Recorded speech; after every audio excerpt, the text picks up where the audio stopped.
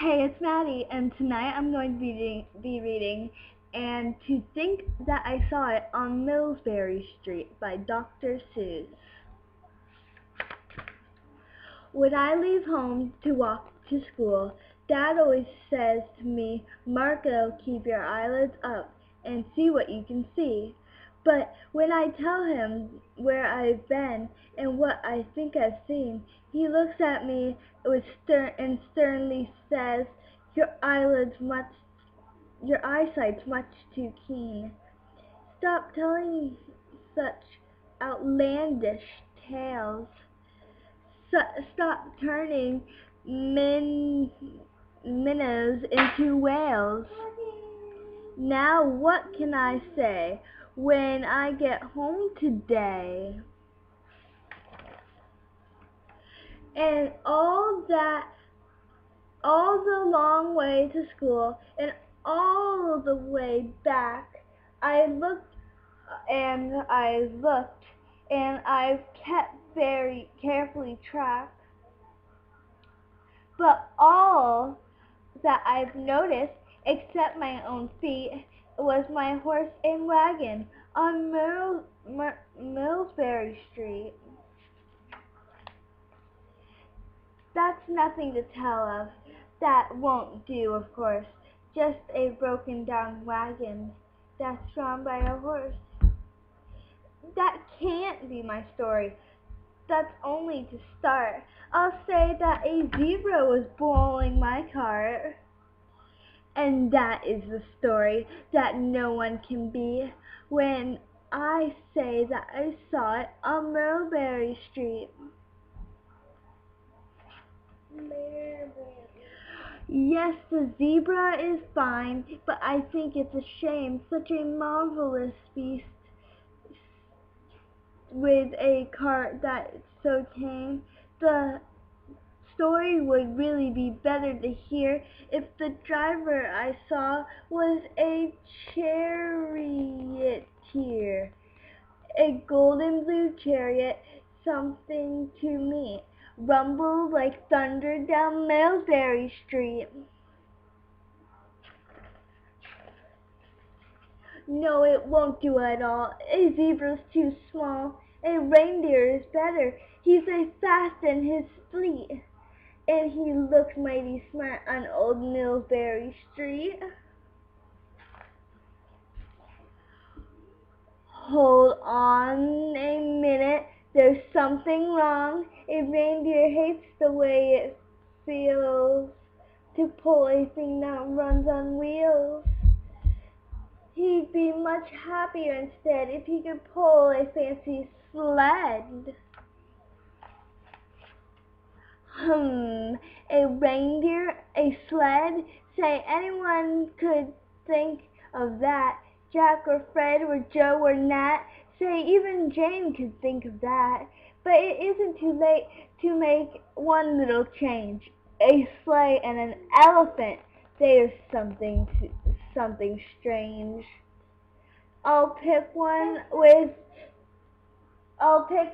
plenty of power and size, a blue one with plenty of fun in its eyes, and they just have to give them a little more tone.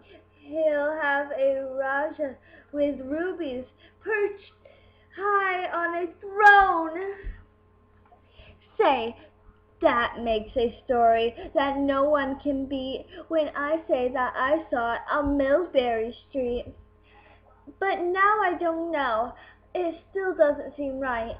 An elephant pulling a thing that's so light would whip it around like an air in the kite.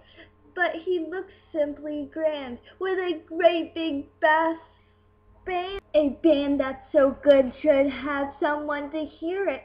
But it's going so fast that I hardly could keep near it. I'll put on a trailer. I know they won't mind if a man sits and listens while hitched on behind. But now it's too far. It is far. What have I done? I bet those wagons wait must then more than weigh a ton. That's really too heavy a load for one beast. I'll give him some helpers. He'll need two at least. Now, but now there's no worries, but is this Mulberry Street runs into bliss. Unless there's something I can fix up, there'll be an awful traffic mix-up. It takes police to get the trick, to guide them through the traffic thick. It takes police to do the trick. They'll never crash now. They'll race at top speed with Sergeant McGlovenly himself in the lead. Oh. The mayor is there, and he thinks it is grand. He raises his hat as they dash by the stand. The mayor is there, and aldermen too, waving big banners of red, white, and blue. And that is a story that no one can beat. When I say I saw it on Mulberry Street. With the roar of its motors, an airplane appears. They dump out confetti with everybody's cheers. And that makes a story that really is not bad. But it still could be better. Suppose that I add a Chinese boy who eats with sticks, a big magician doing tricks, a 10-foot beard that needs a comb. No time for more. I'm almost home. I swung around the corner and dashed to the gate. I ran up the steps and I felt simply great, for I had a story that no one could beat. And I think that I saw it on Mulberry Street. But Dad said quite calmly, just draw up your stool and tell me the sights on your way home from school. There was so much to tell, I just couldn't begin. Dad looked at me sharply and pulled at his chin. He frowned at me sternly from there in his seat. Was there nothing to look at? No people to greet? Did nothing excite you or make your heart beat? Nothing, I said, growing red as a beet, but a plain horse and wagon on Mulberry Street.